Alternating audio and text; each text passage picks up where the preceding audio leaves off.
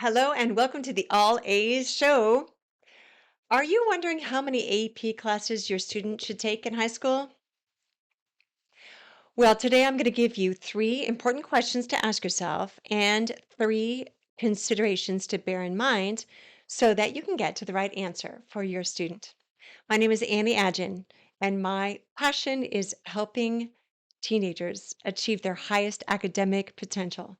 Kids are more neurodiverse than ever, and schools only have one way of teaching for the most part.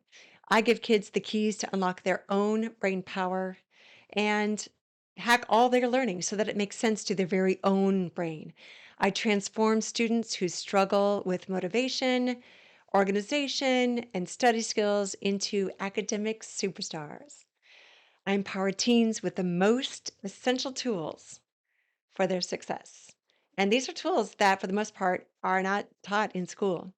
Once a child discovers the keys that unlock the power of their brain, well, they definitely develop a lifelong love for learning. And many teenagers really struggle with executive functioning skills. And this is just a fancy scientific name for life skills, learning skills, study skills like motivation, organization, time management, focus, self regulation, and memory. And this could be your child. So, parents, I want you to know that I've created a quiz for you to take. It's super simple, it'll just take a few minutes, and it will give you really valuable insight into how your child's brain is working and functioning. So just visit annieagin.com/quiz or click the link below. So, how many AP classes should your student take? Well, it definitely depends on your student, but here are three essential questions and three important considerations to get you closer to the right answer. The first question is, was your child identified as gifted and talented, like a GATE student in elementary school? And if so, it will be a clear indicator that they're probably ready for the rigor of AP classes at the high school level. The second question is, how are your students' grades? If your child is an AB student without a bunch of private tutors when they get home from school, then this is another really strong indicator that they'll probably be up for the challenge of more advanced classes like AP. Now, parents, the question is, how are their grades currently or last semester? Not what could their grades be if they were totally applying themselves. So be objective here. The data doesn't lie.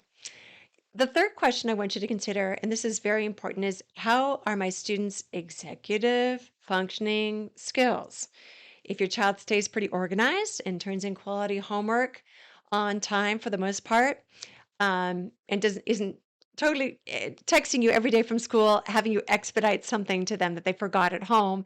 Also, if your student isn't up until 1 or 2 o'clock in the morning once a week doing schoolwork, then these are all pretty solid signs of strong organization, focus, attention planning, and prioritization, and self regulation. And those are all really the foundation of student success and a green light that your student will probably be able to meet the challenge of AP courses at the high school level.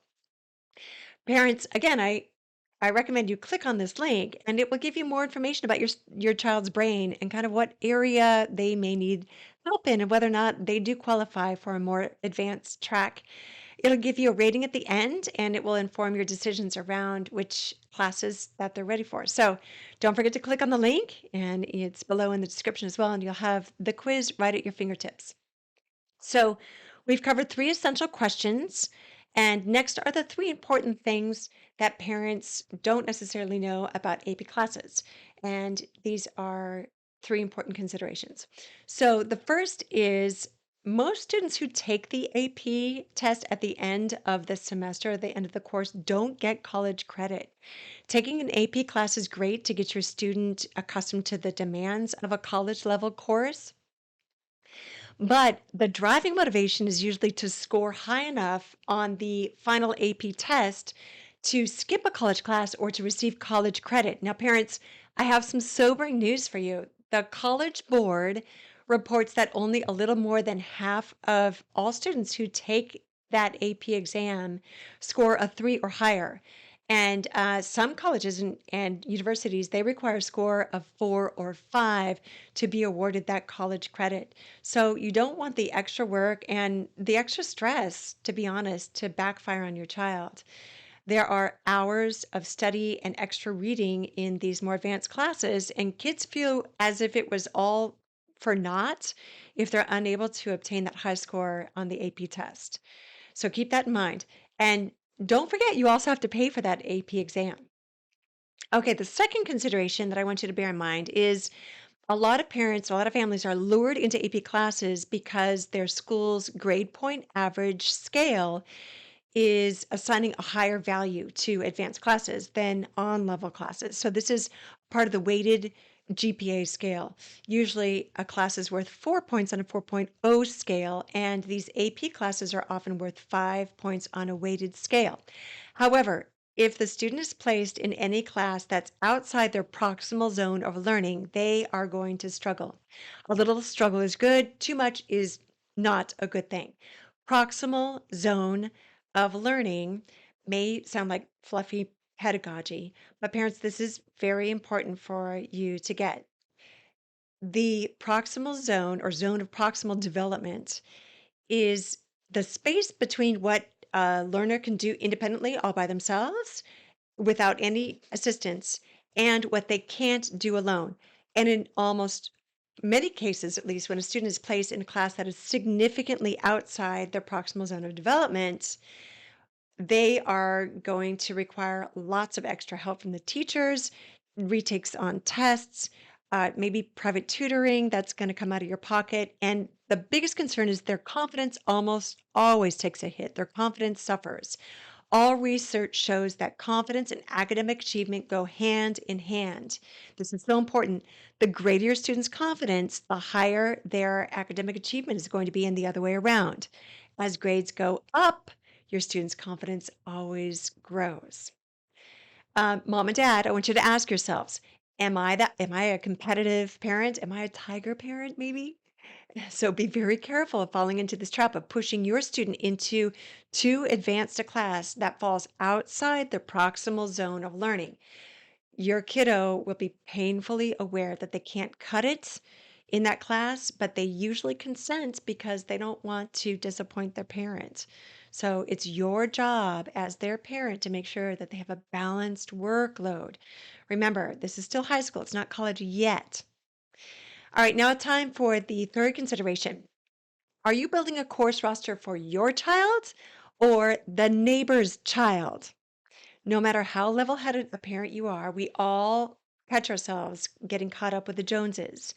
And you will have a rock star kiddo in school if your choices are strictly centered around your own precious child, their proclivities, their talents, and their interests, not someone else's kid or someone else's child. Parents, if you're still pulling the horse to the trough and trying to get them to drink, you're doing it in the wrong way. Here's what I want you to do instead. Think of yourself as your child's co-pilot in the same rocket ship. Your job is to co-navigate. And when your kid strides ahead, then you get behind them to propel them forward as the rocket booster. If you and your child are still on the fence about taking an AP course, say for example in chemistry, then I suggest you email their science or chemistry teacher from the prior year and ask the teacher if they recommend an advanced placement class for your student. That teacher's going to know, and likely they'll give you an honest response. So the answer to how many AP classes should my child take usually falls somewhere in these three categories. One, no AP classes if your student is currently struggling. If they're on level and having trouble, contact me. I can help to whip them in shape in no time. AnnieAdgen.com, and you can schedule a free consultation. And I'll give you some great tips to help your struggling student, even if they have ADHD, especially if they have ADHD. The second area is if you have an on-level student and they're really striving in a couple of areas, then go ahead and sign them up for those AP classes in the areas that they love and they're good in. Now, Several APs are appropriate for a natural driven student who's already in advanced pre-AP tracks, maybe GATE or Quest, and they're really wanting more. Involve your kiddo, though, in the decision-making process. That's really critical. It's easy to forget because we think we know our kids best. Remember, you are co-pilots now during high school, so make these decisions together with your child. Let me know what you decide on and let me know what works best for your student next semester and next year. And anything that you've learned along the way, we would love to hear about. Don't forget, take the free skills quiz. You might learn something new about your student that you never knew before. And thank you for tuning in to the All A's show. Until next time, I wish you all A's in every endeavor. Adios.